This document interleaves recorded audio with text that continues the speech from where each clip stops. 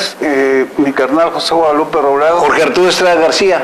Hoy déjenme presentarles a un señor que yo en lo personal quiero mucho. Don Arturo Berrueto González, profesor Arturo Berrueto González. Se lo voy a presentar así lo que me acuerdo ahorita.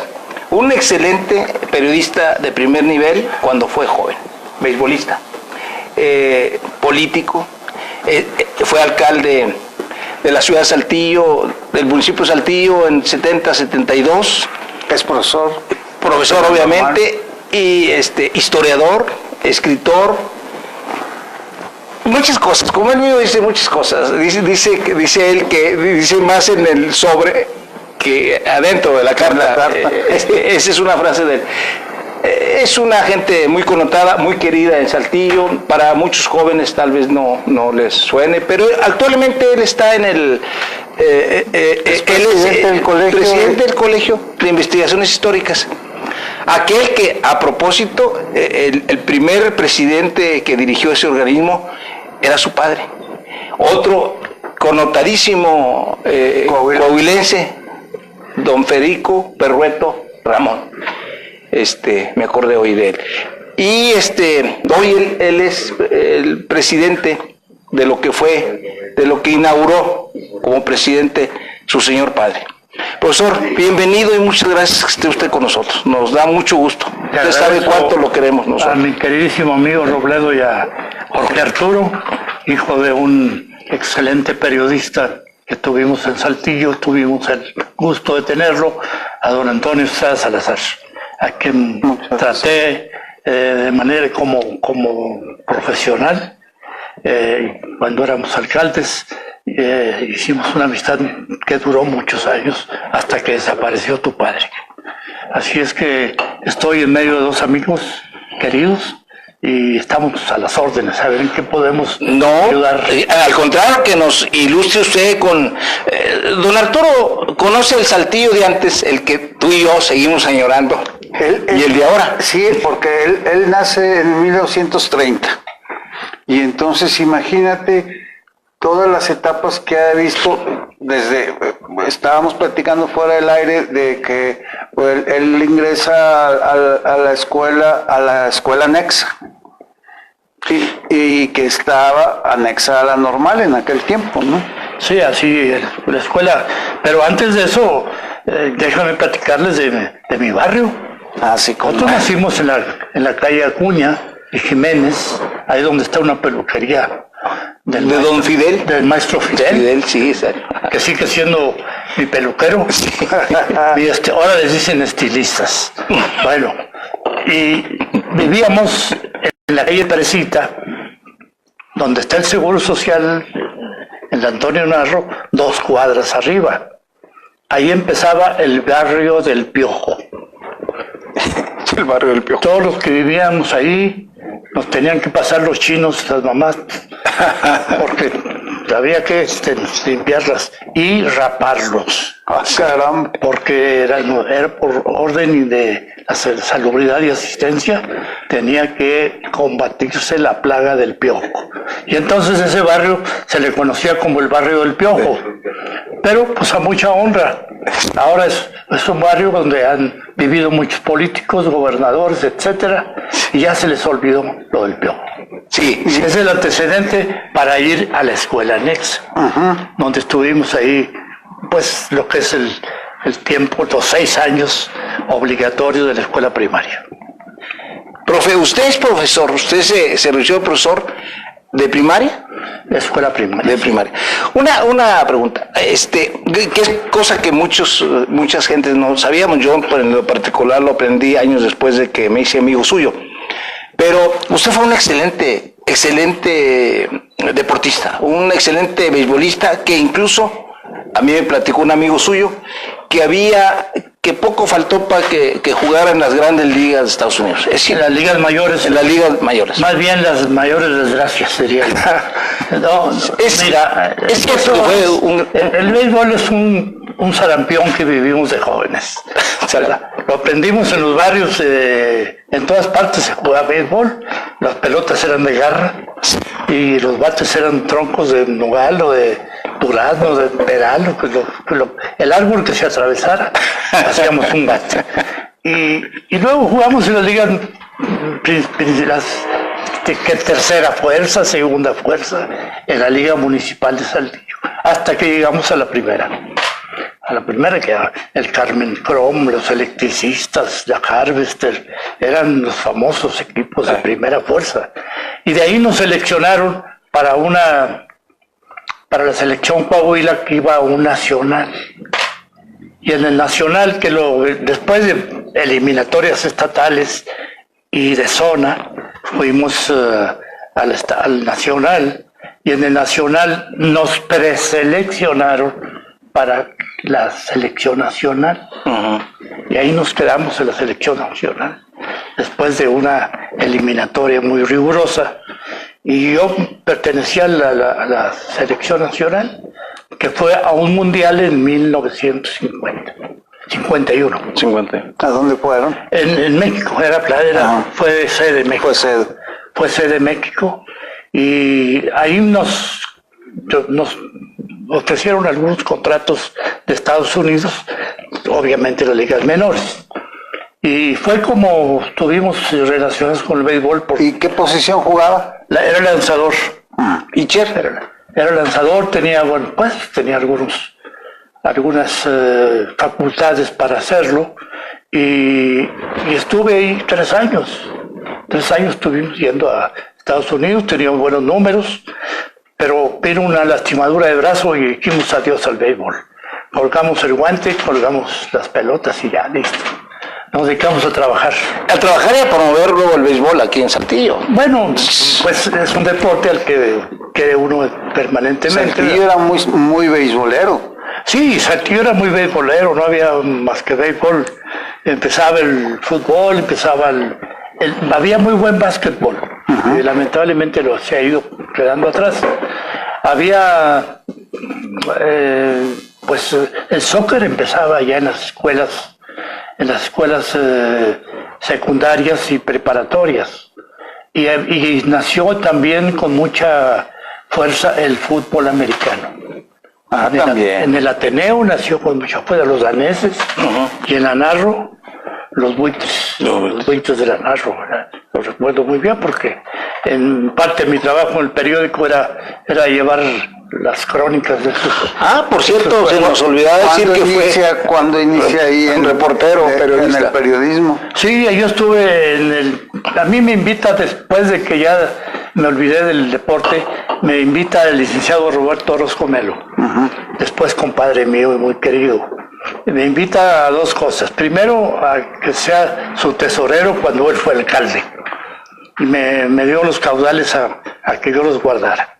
Entonces, Roberto fue un buen presidente, hizo unas obras muy importantes que el presidente municipal de Saltillo, siendo gobernador don Braulio Fernández Aguirre. Y él hizo una reforma catastral en toda la ciudad. Contrató a un ingeniero de apellido Ochoa, no era Jesús, desde luego, y hicieron una recatastación muy rigurosa, pues con las protestas y con las felicitaciones de mucha gente. Las protestas de los que les tocaban en el bolsillo, ¿verdad? Obviamente, y las felicitaciones de unos que dijeron, vaya, pues hasta que se hizo justicia en el pago del predial, ¿verdad? Claro. Y les dio muy buenos resultados económicos, ¿verdad? Pues, y eso fue un buen trabajo de Roberto, yo estuve ahí con él. En ese momento, el presupuesto de Saltillo, ¿usted cómo considera que era bueno, muy bueno? Pagábamos muchos policías, buenos sueldos. Pagábamos maestros, maestros municipales. Era lo que nos liquidaba. Sí, pues teníamos 333 maestros. La nómina valía 165,000 pesos.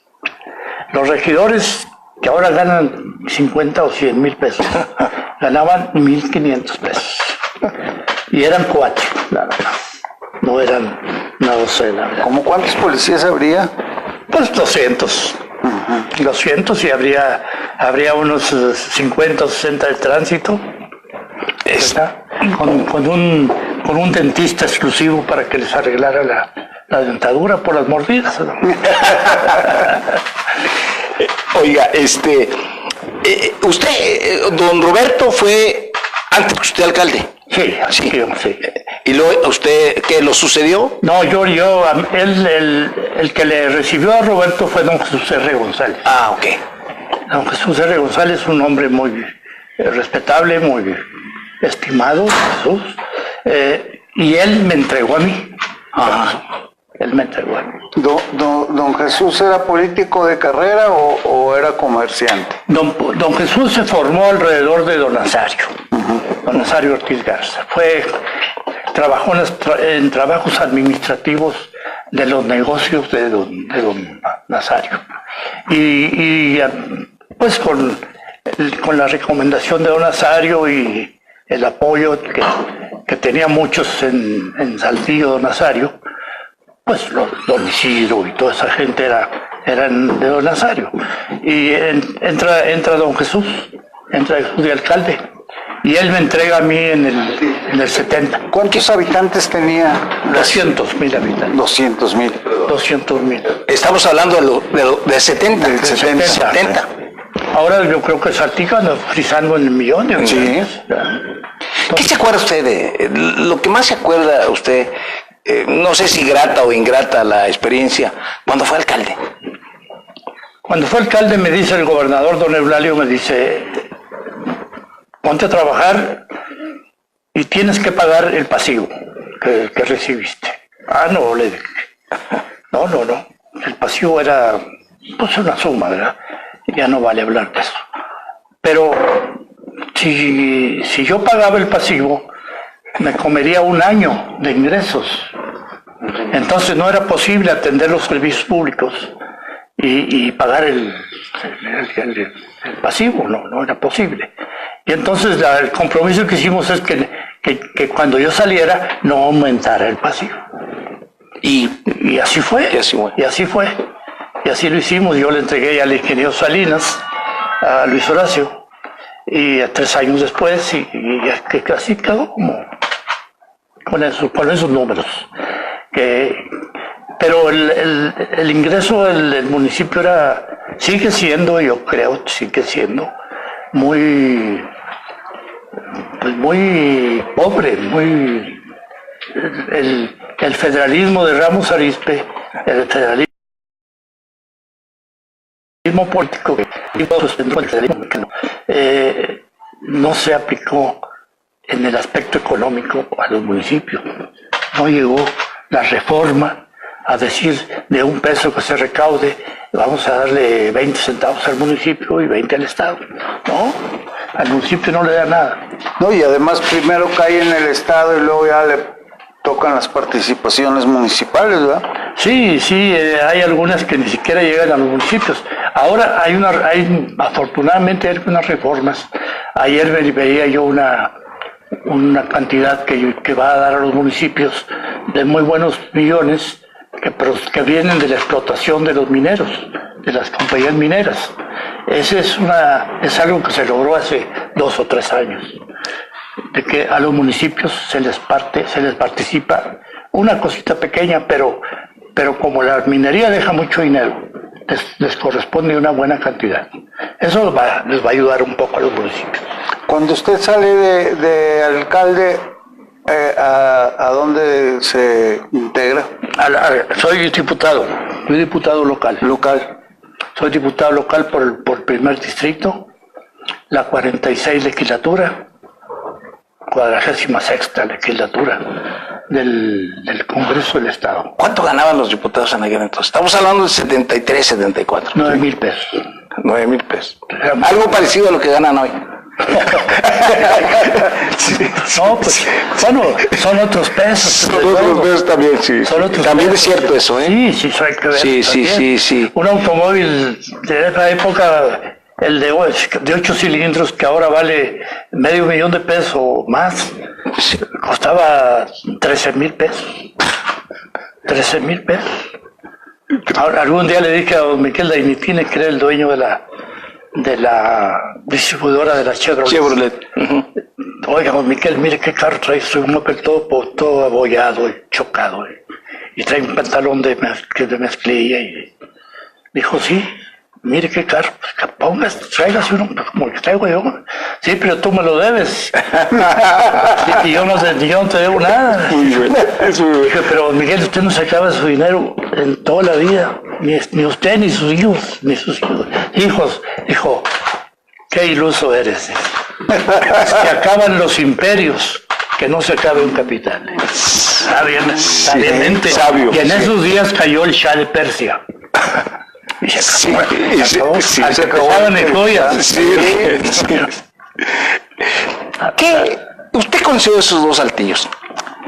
¿Qué añora de aquel Saltillo del que estamos hablando ahorita? De cuando usted fue diputado, cuando yo era joven y andaba de revoltoso. ¿Qué añora usted de aquel Saltillo? Mira, desde luego te quiero decir una cosa. Sí. Ser alcalde es sacarte un premio de no dormir 3 años. No vas a conciliar el sueño porque te van a estar jeringueando mañana, tarde y noche. No hay cosa que haga enojar más a una ama de casa que tener la basura y no tener dónde echarla, dónde tirarla. Que no la recoja. Eso es el primer servicio que debes de atender, la limpieza. Es el más importante. El alumbrado, el pavimento, la vigilancia, todo eso. Ahora, tuvimos una fortuna muy grande. No teníamos problemas de seguridad. Los problemas de seguridad eran muy relativos. Eran borrachitos, uno que otro que se los tronaba, pero estaban muy localizados. Unos eran del ferrocarril, otros eran de acá de la zona militar y se acabó. Pero no había una cosa organizada ni crímenes. A mí me tocó ser adolescente también en esa época. Iba uno a las fiestas guateques y caminaba a las 12 de la noche, a las 2 de la mañana y atravesaba media ciudad a pie. Y ni te saltaban ni te agarraban los polis. No, era otro Saltillo, que lo añoramos, pues desde luego que sí.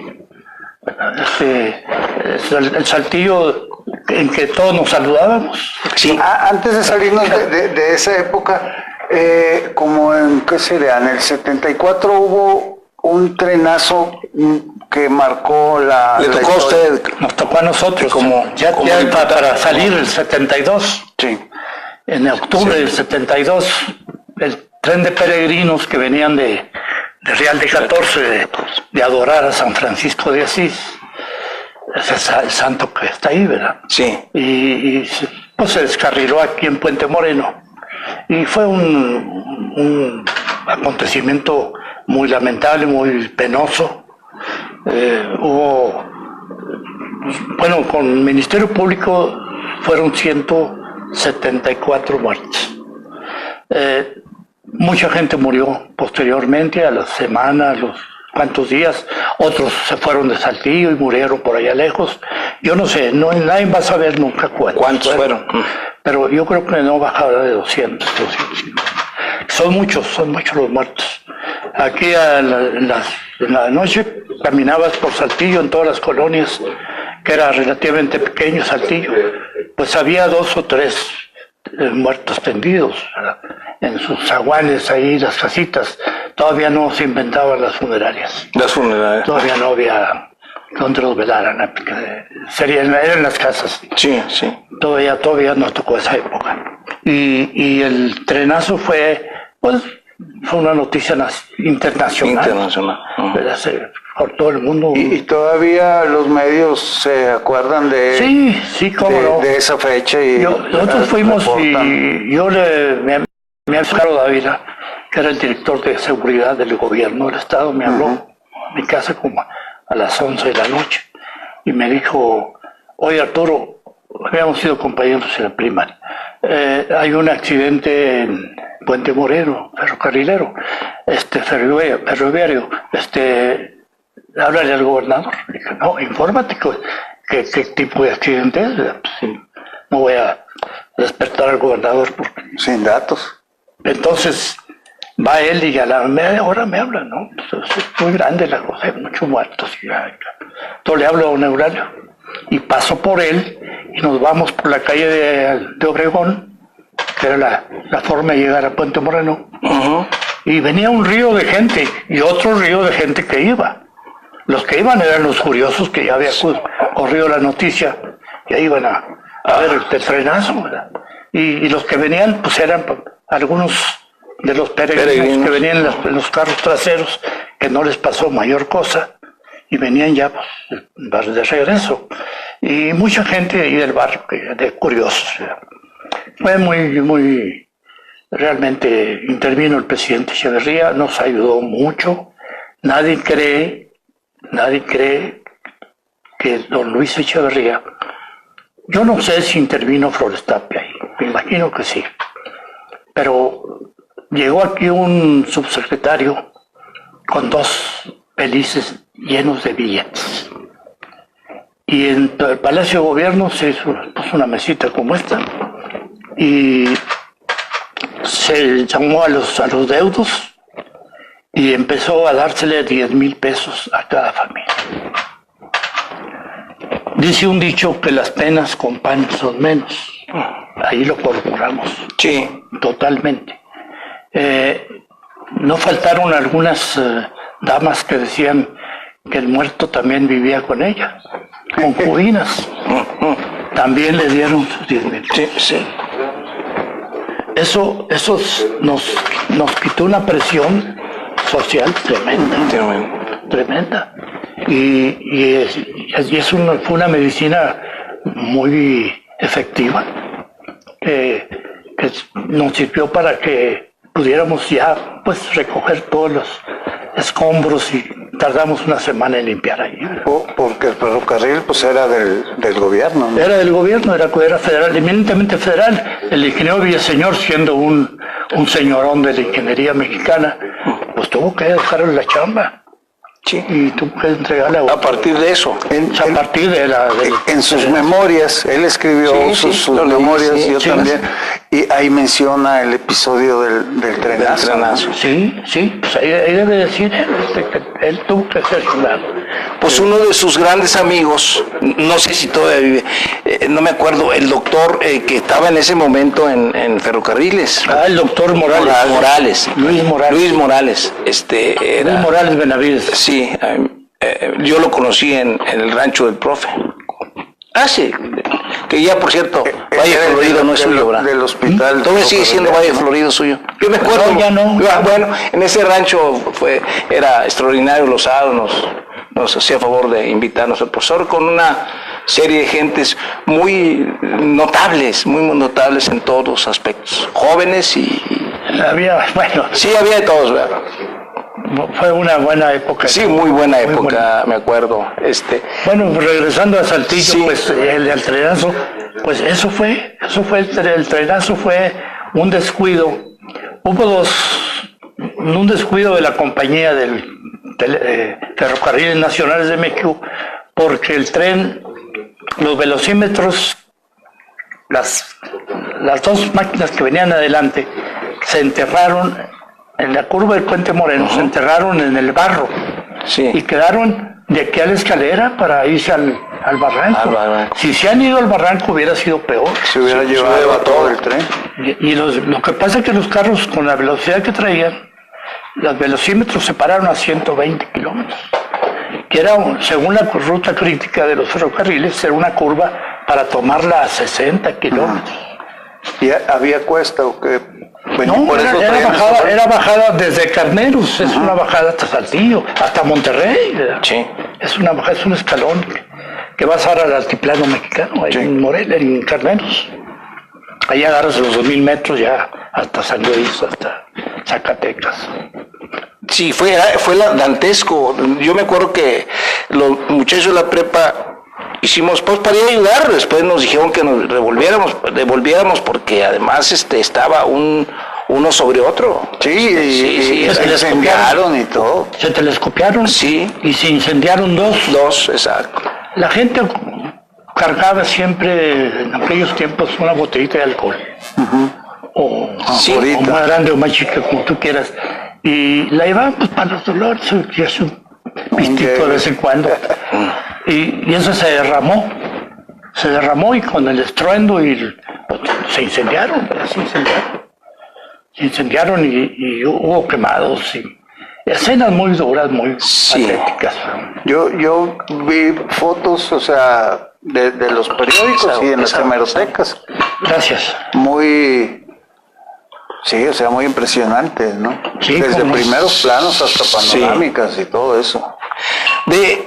Como periodista, entonces se dedicaba a cronista de los deportes. Deportes ahí le hacíamos todo. De todo, ¿verdad? Sí, todas las fuentes. Sí, había todas las fuentes, porque había un accidente o algo y no había nadie, oye, pues vete. Y ahí vas. Sí. Yo tuve muy buenos compañeros de periodismo, bueno, pues don Roberto Orozco era una pluma. Claro, hasta que murió. Hasta que murió y dejó muy buenas cosas escritas. Don Roberto, un compañero ahí en el Colegio de Investigaciones Históricas. Que por cierto, hablando del colegio, te agradezco la cita de mi padre, pero el fundador del colegio fue el gobernador Flores Tapia. Sí. Un 21 de marzo de 1977. Fue la primera obra de carácter cultural que él inauguró de su gobierno y nombró a don Federico el primer director. Sí, exacto. Y luego don Federico estuvo hasta que murió mi padre de 5 años y entonces lo suplió Flores Tapia, siendo gobernador todavía. Sí, lo suplió de director. No se lo quiso dar a nadie, así que sí. Y estuvo larga temporada ahí hasta que murió don Oscar y se lo dejó a Chuy Arriola. Al profesor Arriola, amigo nuestro. Y siempre ha estado en el recinto de Juárez, siempre ha estado ubicada la sede. Ahí estuvo eso es muy importante. Tiene un simbolismo, sí. Porque don Oscar, hay un decreto que dice que se designa como sede del colegio el recinto de Juárez. El recinto Juárez. Y que el colegio está obligado a recordar y a continuar investigando la presencia de Juárez en el noreste de México, en Saltillo y en Monterrey. Ustedes fueron una generación, bueno, estaba hablando de ustedes como pues políticos y funcionarios, juaristas, totalmente juaristas. Sí, éramos liberales, totalmente. Ahorita está en ascenso otra vez el juarismo, porque el ángel de la guarda de López Obrador es don Benito. Lo tiene aquí en una fotografía, siempre en todas las fotos. Todas las escenas en que aparece, aparece con don Benito, ¿verdad? Y eso nos fortalece un poco a nosotros. Y eso, don Benito Juárez es una de las personalidades que se han documentado mucho por los historiadores coahuilenses. Sí, desde don Oscar o antes. Don Benito llega a Coahuila un 9 de enero de 1864 y llega precisamente a la casita donde está el recinto. Ahí llega conducido por el alcalde.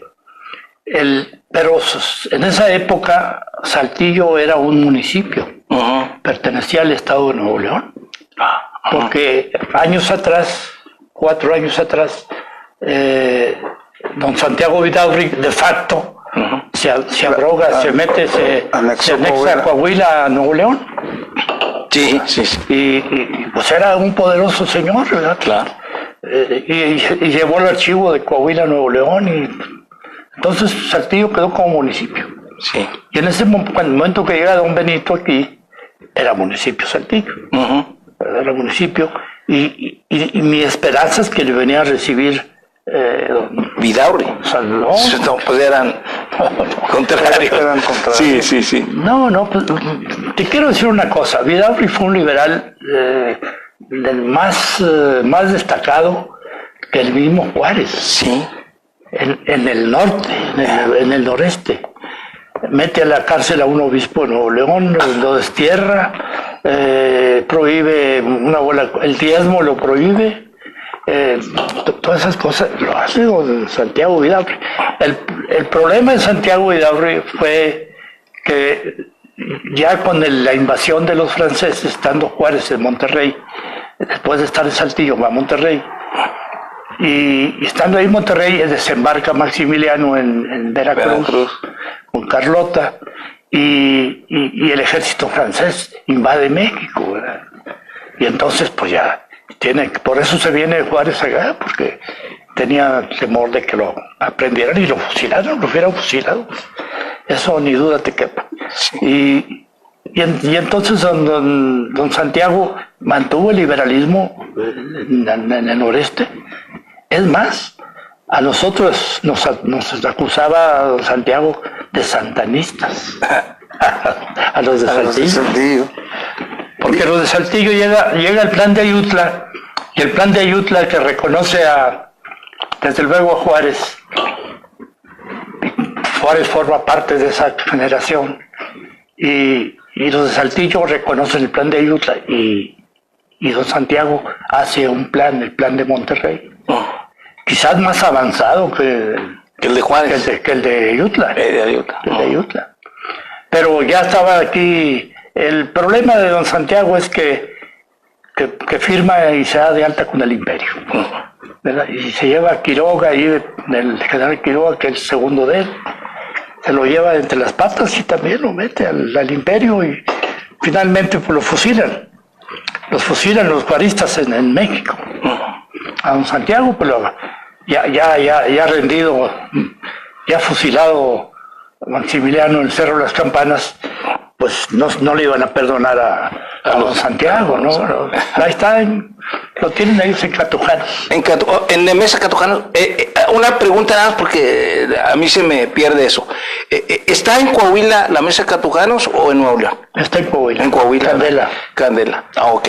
Es que hicieron como un movimiento de tierras, ¿no? Sí, un arreglo de tierras en intercambio. Don Maximiliano, bueno, ya está juzgado, lo juzgó Juárez y pagó con su vida el intento de... Pero déjeme decirle a usted como historiador, preguntarle por favor, hay gente que dice que, y no estoy hablando de los que lo trajeron, o sea, de los descendientes de los que lo trajeron, o sea, los potentados, no, estoy hablando de algunos intelectuales que dicen que él, pues la verdad es que fue en el tiempo que estuvo como emperador, fue justo, ¿qué tan cierto es eso? Maximiliano vino representando los intereses de Napoleón III. Sí. Napoleón III Francia era quizá la primera potencia del mundo, pero la segunda potencia era Estados Unidos, que ya empezaba a carburar, ¿verdad? Pero Estados Unidos tenía la guerra de Lincoln contra los esclavistas. Sí. La guerra de secesión de Estados Unidos se compagina con la guerra de reforma de Juárez entre juaristas y conservadores, y Lincoln apoya a Juárez y Juárez a Lincoln, pero había distancias muy grandes que no podían darse la mano físicamente. Te mando cañones, te mando soldados, no, nada de eso. Pero la forma de pensar, ellos eran semejantes, eran afines. Entonces viene aprovecha eso el Imperio francés. El Imperio francés vio cómo Estados Unidos se comió la mitad de México en la guerra del 47. Se llevaron la mitad del territorio. Y Francia y los europeos, representados por Francia, querían ponerle un alto a Estados Unidos, que no siquiera creciendo, que se iba a quedar con toda América, ¿verdad? Sí. Entonces mandaron a Maximiliano y a los que lo consiguieron de picha relevista, ¿verdad? Entonces viene Maximiliano con Carlota, y Carlota muy ilusa y llena de vanidad, y que la emperatriz y que la chingada, y le iba a sacar el pie adelante a las compañeras de ella allá en Europa. Sí. Pues nada de eso, ¿verdad? El liberalismo, a mí en cierta forma, desde luego no es comparable, pero en cierta forma me da la impresión de lo que está pasando ahorita, de un señor que anda en un carrito chiquito, de un señor que carga su beliz, un señor que viaja en línea comercial. ¿Tú sabes a qué me refiero? Sí, claro. ¿Ese era don Benito? nació pobre, vivió pobre y murió pobre. Y la gente lo seguía. Sí. La gente lo seguía. Tenía su república itinerante y la mediana, Sí. la medianía. Y tenía gente y lo juntaba. Si no, no hubiera ganado las guerras. Claro, claro. Y así ahora también digo, bueno, pues ahí va. Y por eso lo tengo aquí Sí. Y ojalá y haya consecuencia con eso. Ojalá. Porque México, pues, volverá a brillar. Ahora el problema de Juárez, pues, ¿cuál fue cuando ya fusilan a Maximiliano y se acaba la intervención y ya se va todo el ejército francés, se regresa, llega don Benito a México en una recepción excepcionalmente popular, ¿verdad? Pero todos con la mano tendida. Yo participé, yo A ayudé. ver, pues ahora, ayúdanos. Eso le pasa a Madero, le pasa a Juárez, le pasa a los triunfadores. Y le va a pasar a ya sabes quién. Pues sí. Ya sabes quién. Sí, exacto, sí. Ya le está pasando. Ya le está pasando, sí. Nomás como dato, Madero y Maximiliano eran masones. Por eso fue muy difícil la decisión de Juárez, pero fue cuando dijo la patria es primero, o sea... Dos cosas importantes. Sí. Hay una presión, pero Juárez recibe una presión tremenda de las cortes españolas, europeas, del mismo Estados Unidos, de que le perdone la vida. Y lo sabe el general Escobedo, que era el general del jefe del ejército del noreste, y el general Corona, que manejaba el ejército del Pacífico, poniente, y se juntan con Juárez. Y le dicen, señor presidente, usted sabe lo que hace, pero si le perdona la vida a este señor, nosotros vamos a hacernos a un lado porque los soldados no sabemos cómo vayan a reaccionar.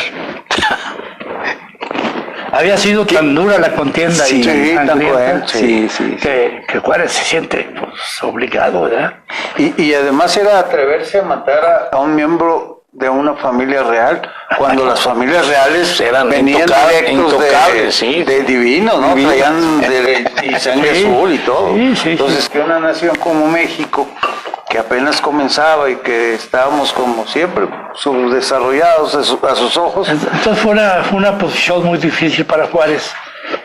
Y ya para unas semanas antes de que muriera Maximiliano, uno de sus consejeros se arrima y al oído le dice: señor emperador, usted será el hombre más grande de la historia de México si hace lo que le digo. Se queda bien, que reparta la tierra a los indios. Le cilindran los ojos a Maximiliano. No tuvo tiempo de hacerlo. Si no se hubiera cambiado la historia. Se hubiera cambiado la historia. Le reparte la tierra a los indios. Se van con él. Claro. Sí.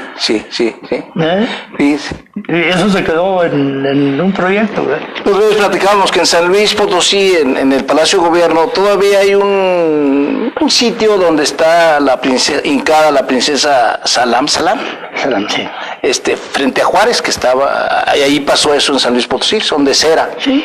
Donde le pidió, fue muy famoso ese acto que le pide una princesa a Juárez hincada, a un indígena zapoteca, presidente de México, hincada, una hermosa mujer, princesa hincada pidiéndole clemencia para Maximiliano, y aún así, pues en el Cerro de las Campanas.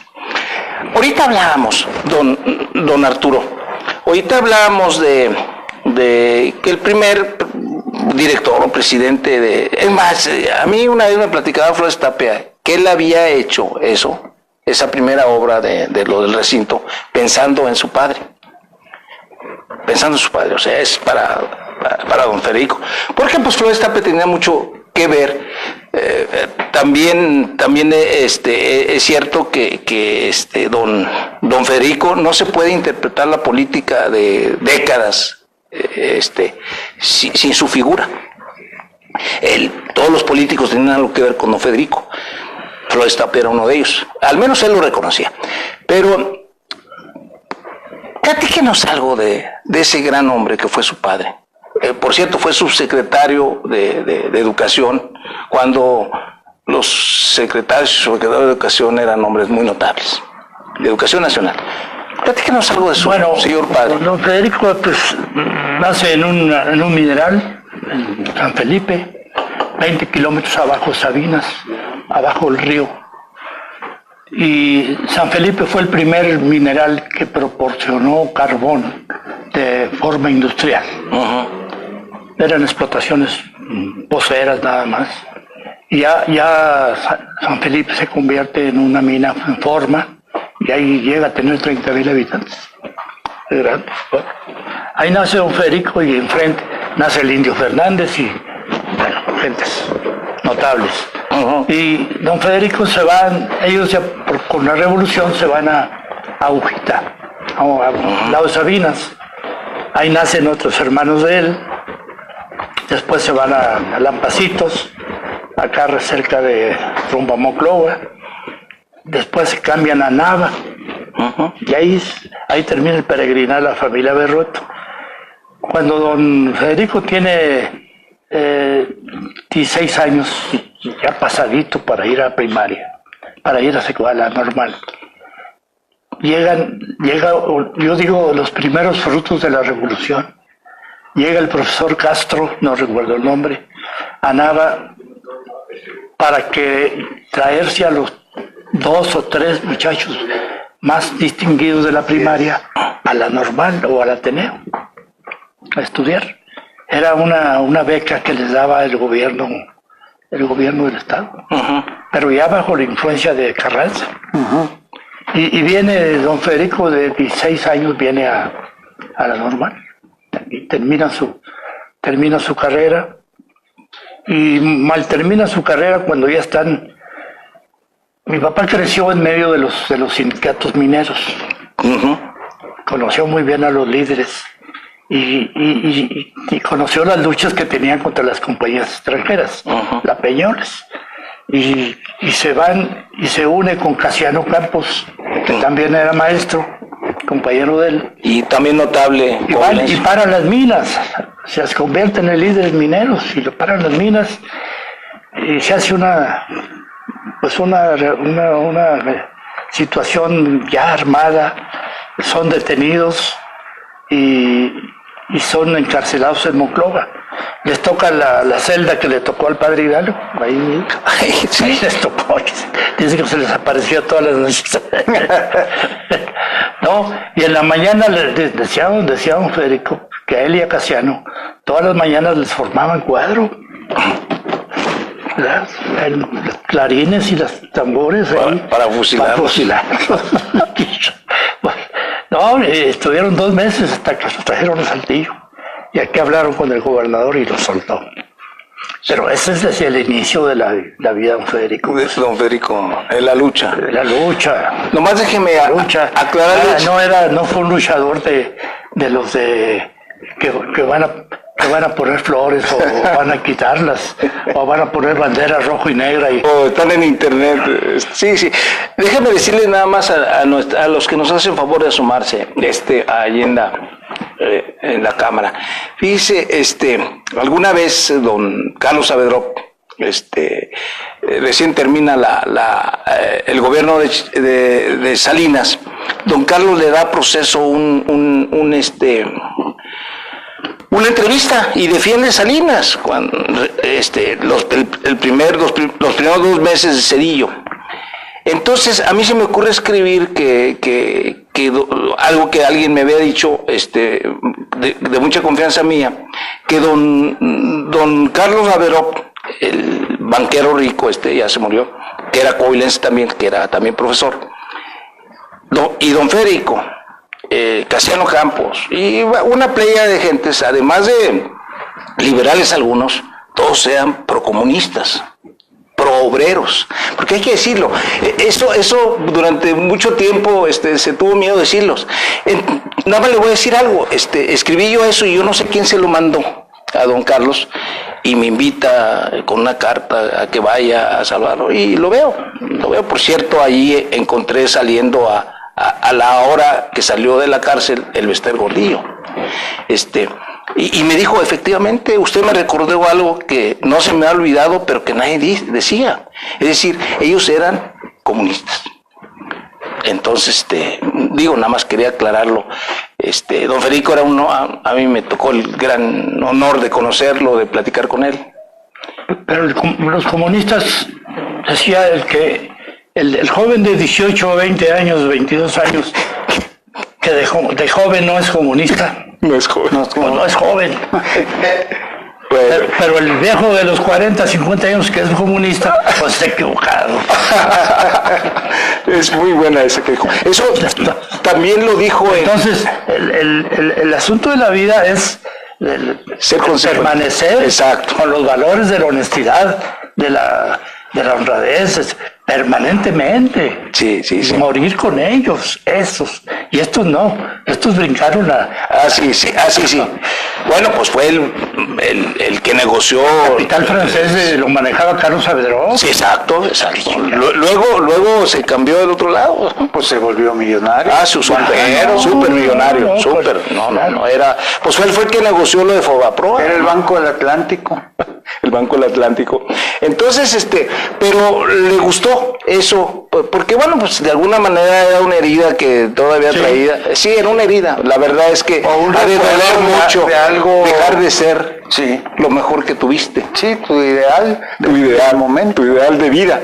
Ellos fueron alumnos de don Federico, él, Óscar Ramírez Mijares, gentes distinguidas. Un día platicando con usted, me platicaba una anécdota extraordinaria de don Federico cuando fue subsecretario de Educación. ¿Por qué no nos la platica? Porque es extraordinaria y tiene que ver con los nuevos tiempos que estamos viviendo en México. Bueno, hay varios... de unos que le pedían que perdonara... sí. Sí, cómo no. Sí. Bueno, don Federico fue de los fundadores del sindicato. El CENTE, El CENTE. Así es que él tenía y el secretario general del CENTE era amigo de él. Y se presentó el caso de un maestro que violó a una alumna y pues se lo acusaron y se hizo un escándalo. Y ya como todas las instancias fallan en contra del maestro, y ya como último recurso el sindicato que lo apoyaba van a ver a don Federico. A usted como compañero, ¿qué pasa esto? Dijo, no, a mí esas cosas no las voy a atender. Dijo, si una hija mía, este señor, la viola y hace lo que hizo, tuviera ahorita un balazo en la frente. Era de una sola pieza. Sí, es extraordinario eso. No. Es extraordinario. Hoy los dejan andar en la calle. Por eso del perdón y todo esto. Sí está muy cuestionado. Está muy cuestionado porque ese va a ser la primera cosa la primera cosa grave. O sea, a mí no van a convencer con eso del perdón. No. Para eso, fíjese, a propósito, un muchacho, un joven amigo mío, el hijo de Onésimo Flores Rodrigo se llama, que va a estar aquí alguna vez, me mandaba decir anoche, en la madrugada, yo creo que llegó, dijo, ya estoy aquí, y me dice, sin justicia no hay reconciliación. Entonces, pues yo siempre he insistido que es la justicia, no, esto no es de perdón ni nada, es la justicia, la justicia, cada quien lo que merezca, lo que le corresponde, lo que merezca, Porque usted también ha sido un priista muy destacado, ¿verdad? Fue presidente del PRI. Ahorita que le toca presenciar un momento tan difícil en la historia del PRI, ¿qué conclusiones saca? Pues esto yo creo que el partido ya cumplió con sus obligaciones históricas como garantía, como garante el partido de los principios sociales de la revolución. Todas las los documentos básicos del partido hasta la fecha siguen tomando como base todas las instancias revolucionarias. Y creo que el partido ya cumplió realmente el partido debería no refundarse, sino ya terminar sus días de gloria. El partido cumplió con un reparto agrario, una nacionalización petrolera, con el seguro social, con el ISSSTE, con muchas cosas. Centrales obreras, una constitución muy avanzada. Terminando, entonces el partido creo que ya cumplió con eso. Ahora, ¿se va a refundar? Tienes que buscar una generación nueva de políticos. Claro. Pues pónganse a la misma raza, pues no. No va a funcionar, es no más, va a aprender. Profesor, a la misma gente que vamos a hablarle con términos populares que lo empinó al PRI. Esos no van a levantarlo. Quien lo empinó no lo va a levantar. Pero bueno, ¿usted está de acuerdo en que también es cierto que la principal cuestión que el PRI tenía era aquella cosa, la búsqueda de la justicia social? ¿Está de acuerdo usted o cuál es su punto de vista de que también es cierto que se olvidaron de eso? Sí, claro. Recuerdo el lema muy bien del partido, ¿verdad? Justicia social, precisamente así terminaba. Sí. Entonces, todo lo que la promoción que se hizo a favor de los sectores, que comenzó muy bien. Ustedes recordarán que la CTM tenía 60 diputados, que nos metía el líder, San Vicente. Lo que hemos estado hablando. Tenía la CNUP tenía 40, 30 los campesinos, y tenían 20 senadores y 30 el otro, y estaban representados. Sus cuotas y eran representantes genuinos, pero con una mecánica de que los que decía, por ejemplo, don Fidel, yo quiero diputado en Coahuila, don Fidel le decía, vaya y hable con el gobernador. Hable con el gobernador para entenderlos. Sí, de esa manera trabajaba la maquinaria. Muy porque bien. Él podía pedírselo al presidente. Claro, pero había pero estar que el gobernador estuviera en contra de ese diputado, ¿para qué? Que en los congresos y en los cabildos, pues había un líder, no sé, de los profesores, un ferrocarrilero, un obrero. Sí, yo en mi cabildo tuve a Gaspar Valdés, que era CTM, Guillermo Briones, que era CTM, Ramón Caso, que era CROC. Tuve a la profesora Delgado, que era CNOP. Tuve a don Villanueva, don Celestino Villanueva, que era CNC. Bueno, pues estaban representados todos los sectores. Y todos se estiraban para su lado y le llevaban algo, ¿verdad? Pues ese era algo que se perdió. Algo que se perdió Y paulatinamente se fue perdiendo la unidad política. Usted nos acaba de convalidar lo que hemos estado insistiendo nosotros en eso. Hoy somos un municipio conurbado con ramos de obreros. Sí, de obreros. Y no está representado en el cabildo nadie de ellos. Sí. Entonces, usted me platicaba un día, y sí me gustaría que para empezarnos a despedir de esta hora, una anécdota extraordinaria de cuando usted era presidente del PRI, cuando le habla a don Fidel Velasco. No, estábamos en una renovación municipal y había una disputa ahí en Nueva Rosita, San Juan de Sabinas, por una era suplencia de una regiduría que la peleaba la CTM y la peleaba la CNUP. Y a la CTM le dimos otra cosa, no sé, en Sabinas. Se negocian así las cosas. Y esa se la quitamos a la CTM y se la dimos a la CNUP. No, pues ya de regreso todavía no había celulares ni nada de eso. Veníamos caminando en las automóviles de Rosita Sabinas a un evento y llega una moto y hago el vídeo. ¿Qué pasó, amigo? Dice, le está buscando de México, don Fidel Velázquez. Ay, ¿qué le pasará a don Fidel? Pues ya me arrimé ahí a donde teníamos la oficina y me reporto.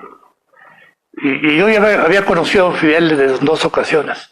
Y me dice don Fidel, oiga, amigo Berrueto, ¿por qué no nos quieren en Coahuila?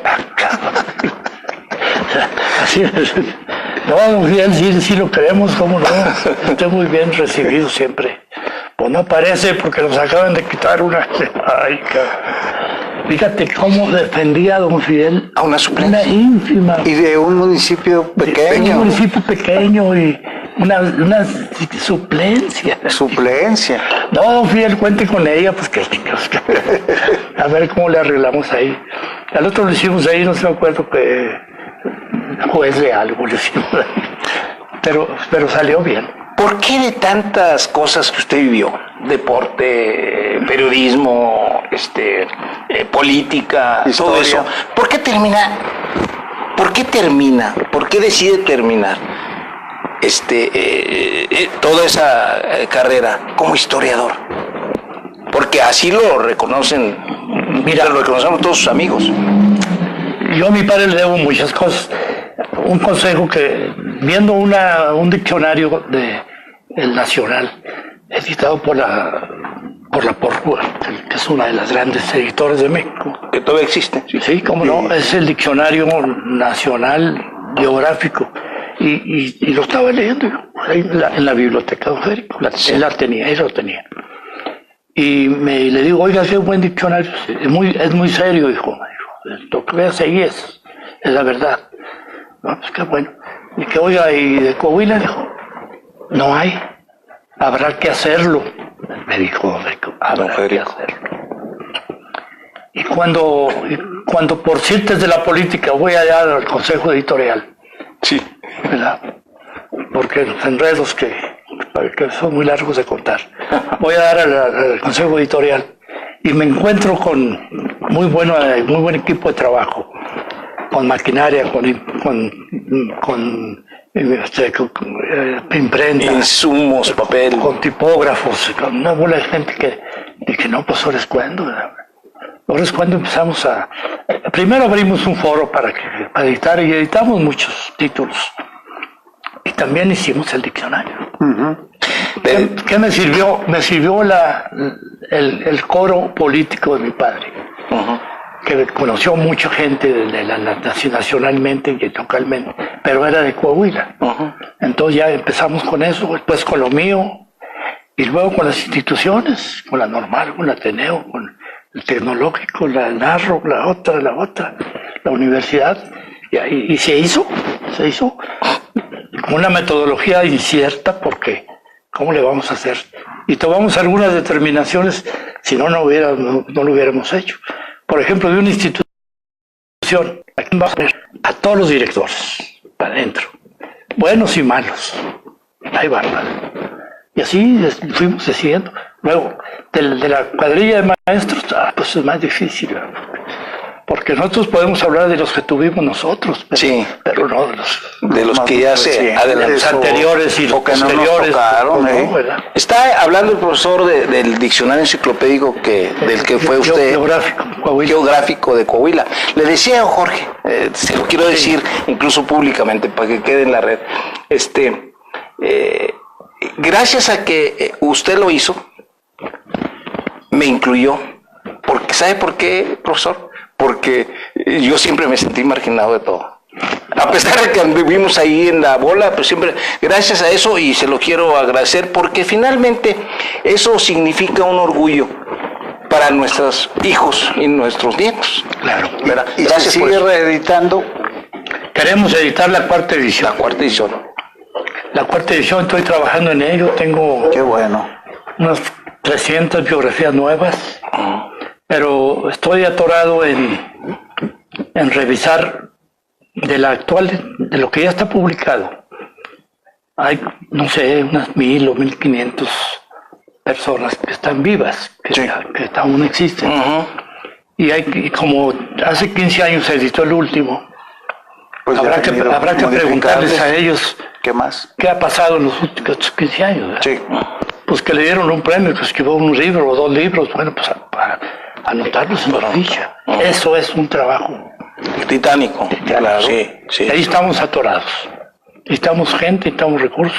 Yo tengo muy buena relación con el ciudadano gobernador Riquelme Solís, y él ve estas cosas con mucho interés. Y esperemos nos eche la mano para concluir ese trabajo. Porque es muy importante. Pues claro, pues Es muy importante.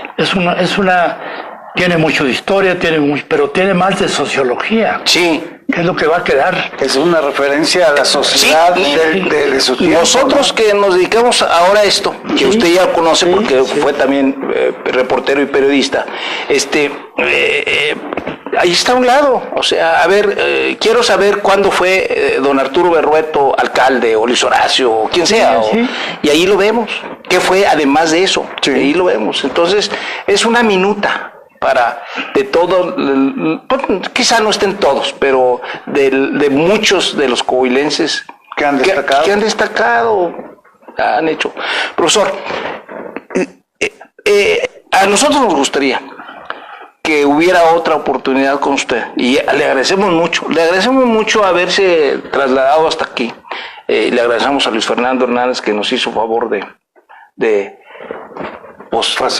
facilitarnos esta cuestión. Le agradecemos mucho, sobre todo porque es una actitud muy destacada para nosotros que haya usted venido, pero que no sea la última. Le voy a decir por qué. Porque nos quedan muchos temas que hablar con usted. Que usted nos puede pues aclarar, señalar y agarrar en la mano y llevarnos por esos parajes de la vida. Cómo no, con mucho gusto, Robledo. Yo estoy a las órdenes, pues ya las campanas. Hay una novela de Hemingway que dice, ¿por qué doblan las campanas? Y hay uno que dice, no te hagas pendejo. Muchas gracias, de veras. Les agradecemos mucho, profesor. Muchas gracias, y no sabe cuánto gusto nos dio que estuviera con nosotros. Fue un placer. Gracias a ustedes. Fue un placer y quedamos pendientes con él. Agradecemos a quienes hacen posible el programa, a nuestro productor Rafael Izquierdo y a nuestro director Félix Riojas Aguayo. Gracias. Muchas gracias. Hasta luego.